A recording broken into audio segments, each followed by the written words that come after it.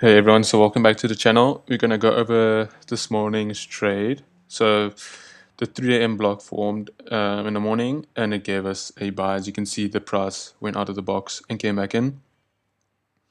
And yeah, that gave us a buy. And yeah, so let's go. The 3 p.m. is currently forming now. So we wait for that one to fully form until we look at it again.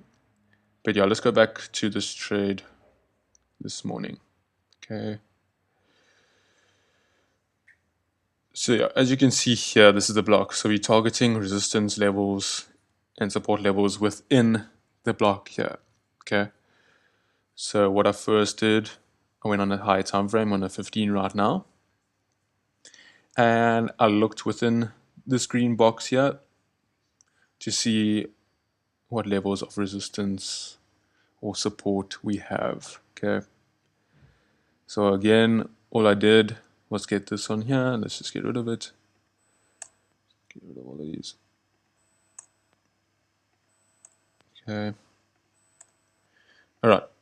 So we know the MSG block is here. Okay. So we're going to put our horizontal line within the box like we always do. The easiest way is probably to zoom quite nicely out, not all the way. You still want to see the candles and the wicks. So yeah, as you can see here, we've got it. We just kind of go from above, from the bottom upwards and see where there's some heavy resistance. Okay. There's a nice one there. That is a really big one, I think. Yeah, it looks like that one's. Yeah, no, that's quite a nice one. Okay, so this was pretty much over halfway in the block. Okay, so we hesitate a little bit when price comes back in. Obviously, we don't know how it's going to react. Sometimes it reacts straight off the top and shoots up. Okay, so we don't want to miss a trade, but we also don't want to enter too early, and then the drawdown is insane because then our risk to reward is not too good. Okay, so we have this one here. We're going to leave that there for now. We're going to just make another one. And then we're going to do the exact same. So we're going to go from the next one. We see another one. It doesn't look too strong though. Yeah, nothing on the other side there that I can see. So yeah, we just keep going up. We see some now that are forming. Early two I see there. Let's keep going. Okay. There is, looks like there is one here. We see this first one here, okay? This first tab. That wick just touches it, okay? So there's one there. There's one there. There's one there, that tiny little wick. I think there's one there. Yep, there's one. Yeah. Yep. We can just keep going back and seeing. So let's zoom out like this again. Yeah, that is a perfect tap there. So let's just hide this again. We're gonna go on an even higher time frame. Gonna have a look just for some more confluences. Yep, this top one that I formed here is really solid. Look at that. Complete reaction off of it. That is literally what we. The second one now just gets totally left. There's nothing that's strong here. This first one is a lot stronger. So what we can do is still keep the second one as our safety net. Okay. So let's go back down. Let's go to the 1 minute. Okay. Now let's have a look. I'm gonna flip the indicator back on. Okay. So this is the one we're looking at here.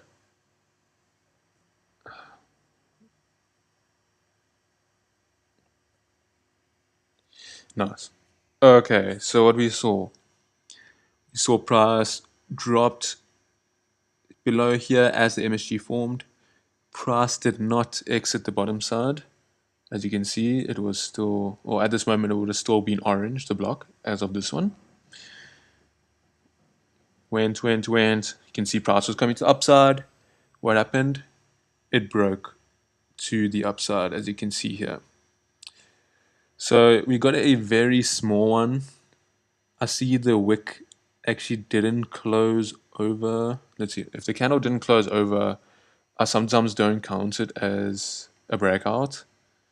It's more a fake out, you know. So yeah, let's try to get a closer look. Yeah, that wick did not form and close over the actual block. Okay, so I have to zoom in quite a bit here for you to see it. Yeah, so there we go.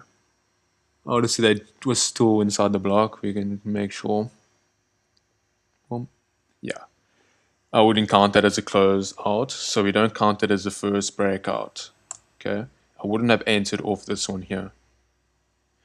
So I waited for the breakout, slightly out. That's not ideal, but that gives us the confirmation. So what I did was waited for price to come back in. It came back in. It hit our level of resistance that we saw quite nicely. Went there, and we saw a reaction off it. I would have entered as it hit it. I would have had a buy limit, but if I waited, this would have been it here. Didn't essentially hit it right there. I would have waited to quite a nice hit, which would have been that one or this one. But yeah, so we enter off that one.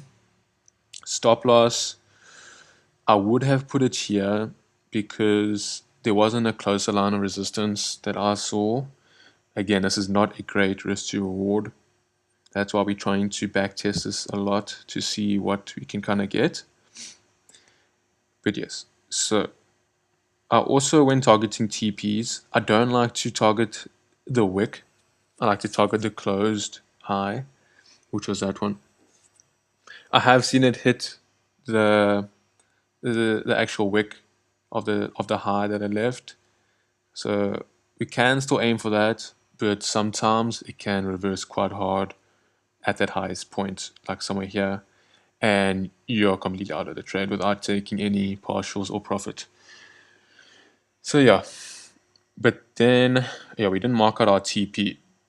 Okay, so we can go back to that. But what I would have looked at is just for the recent market, the recent market session highs, which was this one here. Okay, looks like quite a nice. So either this one here, bit of resistance, double tap there, or that one. Let's see what happened when it went there. That yes would have been your TP. You can see there's taps there, which means 1, 2, 3. Yeah, so that definitely would have been our TP. I would have been fully out of the trade at this point. You can see there's not a lot of momentum, and obviously the trend doesn't qualify this trade to keep going up. So it did dip quite a bit more, and yeah, we would have hit our break even if we still went for that. So also another thing, when this TP hits and you still are in to hit TP2, sometimes I keep my stop loss where it was originally, just because I do see price coming back in sometimes, okay? And I don't want to be out of the trade. Another option is bringing it to break even once TP1 hits, okay? And then getting stopped out. That's fine. That means you didn't lose any money. You know you're not going to lose any money. That's good. The whole point of trading is to not lose money, not to make money, okay? That's your first purpose. So we keep our funds safe at break even, okay? This did not retrace. This would have been a really good one. We would have held it, boom, TP2 hit, and we would have been fully out, okay? So yeah, from my experience, it's a lot better just to put your stop loss to break even. And if you do get stopped out, you wait for another confirmation within the block if it is still going to the upside, like say hitting the 5 minute moving average. That's another good one. Or if you saw another resistance that it broke there and then it was reaching another one. Okay. This we saw wasn't crazy. This was a harder resistance, I think, but that's way too low. So price can literally not stop at that resistance, not stop at that resistance, and maybe stop at this. Okay. That's why, yeah, like the other person has their one just going straight into drawdown.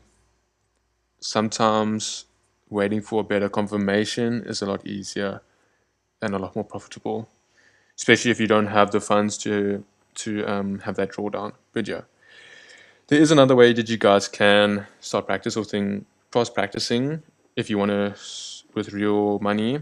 Is open up a Cent account. If you don't have a broker that offers a Cent account, you can speak to me. But essentially, a Cent account you can trade with even less. So if you open up a 0.01 position on XAU USD and it was a normal account, this drawdown would have been hectic if it was a drawdown, okay? But if you're using a Cents account, it replaces the USD or whatever currency you're using and replaces with cents. So essentially, it's a lot less, okay? So that's an easy way to practice. But again, you don't have to practice real money. You can go straight to a demo account and keep doing this.